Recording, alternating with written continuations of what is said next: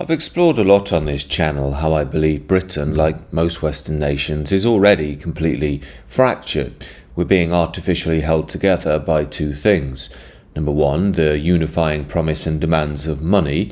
If we focus on our own financial gain, we get a sort of tunnel vision that blocks our view of the real state of the collective. The second element of this is the constant stream of liberal propaganda. Obviously, we've all seen the promotion of multiculturalism in the media, but what I want to focus on is, after doing this for around a year, I've noticed that I will save certain big stories, but they're forgotten by the next news cycle. And it struck me that this is how our political elite maintain order. They'll make certain promises, they will imply things are changing, but everyone's forgotten by next week when the next big drama comes along. This is known as perma-crisis. We're constantly in a state of staring at our screens, worrying about the next big thing. Case in point, it wasn't even a month ago we were being told that globalization was over on the back of Donald Trump's tariffs. Of course, a lot of those tariffs have come to nothing. We now have a pause in them completely. It was basically just a negotiating strategy. Yet stories like this move through so quickly, no one has time to ask the important questions such as, why on earth would the international financial elite want to end globalization? It's how they maintain all of their power. Secondly, you couldn't end globalization in an afternoon anyway. All our economies are completely intertwined with one another at this point, not to mention we use China and other countries in the Far East as our manufacturing base. So while Trump's bloviating about how, quote, great his first 100 days have been, in reality it's just a smokescreen to make people think things are changing when behind the scenes nothing's changing at all. I know it won't be popular with the MAGA types, but I'm starting to wonder if Donald Trump is actually a double agent for the globalist liberal system himself. After all, what was he thinking when he said he wanted to make Canada the 51st state of the USA? Of course that's going to rile up the Canadians and mean they're not going to vote for a conservative candidate who's sympathetic to America and Donald Trump. And what happened? Well, the Liberal candidate ended up winning an election they were bound to lose. So it seems that for Canada, like Britain, they've passed the point of no return. Right at the point they should have been rolling back the effects of liberalism and globalisation, they've done the opposite and voted for a Liberal Party, which is going to bring in more mass immigration and enforce liberal ideology. If you stand against it, of course, you will be called an evil racist and maybe even prosecuted. But if we put all this together, we can see what sort of political machination the powers that be might be trying to play. Talk of the end of globalisation, annexing Canada and so on. All of this promotes a sense of nationalistic fervour, as if we're pushing back against the liberal system, when in reality all we're actually doing is pushing for it. In essence, it's just a controlled rebellion, a way of making people believe they have power when they don't. Talking of themes such as this, that also explains people like Gary Stevenson, who seems to be absolutely everywhere now. But I think two things. If people understood one, the rich are getting much, much, much richer, and that's the cause of their growing poverty. And two, if this is left untreated, it will grow and get worse. They would demand change. So really, you only really need the public to understand those two things. And that is why I go back to, that is why Elon Musk and Donald Trump are spending so much money to point their finger at foreigners, because the foreigners stand between you and understanding that. Now, we've already explored how the system controls the nativist right, and I think Gary Stevenson is a good example of how you control the more left-wing oriented Western internationalist young. I mean, while wealth inequality is undoubtedly a real issue, Stevenson's line that this is just down to the super rich blaming immigrants is as old as time. It's what I used to repeat at university when I had a Che Guevara poster.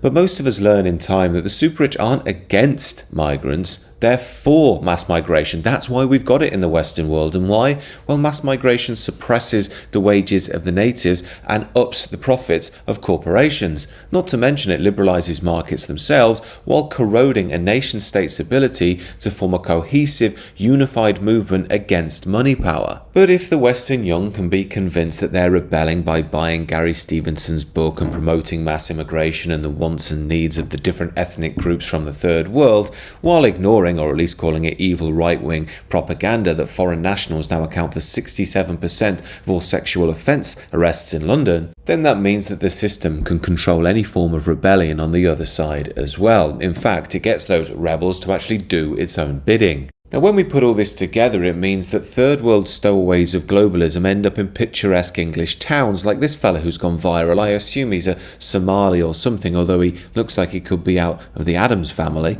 That would be the Addams family mixed with the Ghetto Boys, of course, judging by his mannerisms.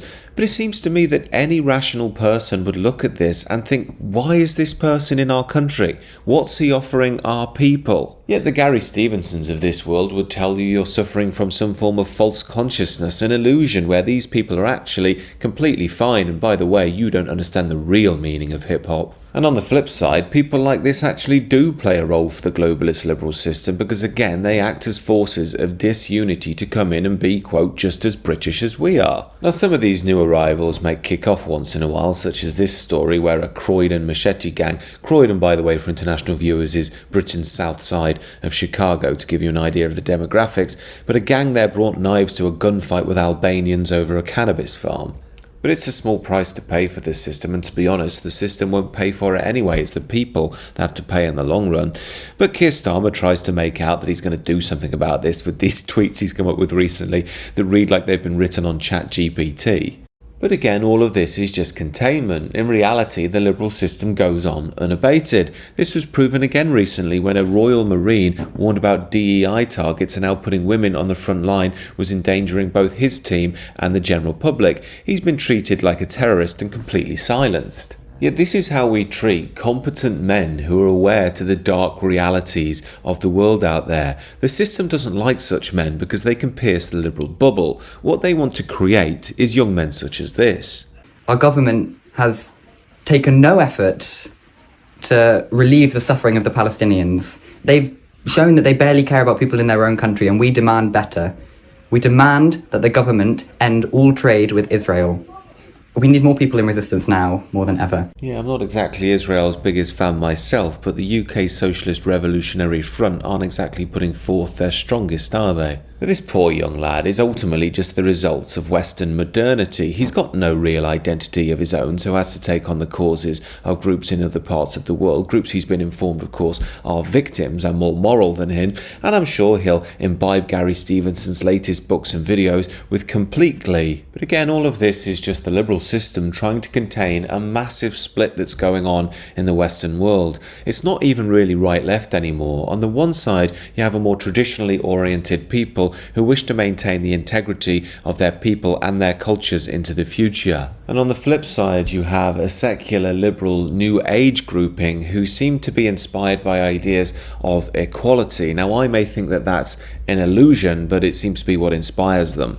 I'm starting to wonder if the liberal system in its present iteration can really hold things together. The split in the West is bigger than ever, and it's not just with the indigenous people either. As I explored in a recent video, Indians and Pakistanis in Britain are on the verge of getting into mass warfare on the streets here because of what's going on back home. And this is another humiliation for the liberal system because remember, they're supposed to be in liberal, multicultural, utopian Britain where they all hold hands and go to pride marches. They're allowed to hate Whitey, of course. Put your ire on him, not on each other. This deeply undermines the liberal ideology because it shows that people's roots run very deep and they can't be eradicated with secular rationalist humanism. And to make matters worse, as we've seen in Spain recently, we're on the verge of a competency crisis. We've lowered educational standards for decades, got in masses of DEI hires, and are seeing boomers with decades of experience leave the workforce. So while we're experiencing social breakdown, we're also starting to experience infrastructural breakdown. And what does this all point to? I'd like to say it will lead to change, but I think in reality the liberal system is going to stop its policy of soft power and manipulation and move much more to hard power. It's going to become quite clear who our rulers are and what happens to you if you step out of line. Yet because of the innate contradictions within the liberal system, it doesn't understand the depth of people, the importance of tradition and so on, it's going to lead to more social breakdown and even more draconian rules, which I think will eventually lead, inevitably, to balkanization. Now, I think the major cities will be okay because a lot of money power runs through there, so they will be protected. But outside of that, I dare say we will start seeing more power outages as well as more violence and danger on the streets. And personally, I do think it's time to start thinking differently, learning how to defend yourself, learning about basic provisions, and of course, realigning with your tradition and moving into a state of spiritual rebirth, which in my view is the only way to see Western man thrive into the future. It will allow us, when the time is right, to start again from scratch. Of course, these are always my views, and if you are interested more in the spiritual transformation, do check out my channel on that down below. You can connect with me on the Substack too, and do subscribe to this channel if you're new. Have a good rest of the day.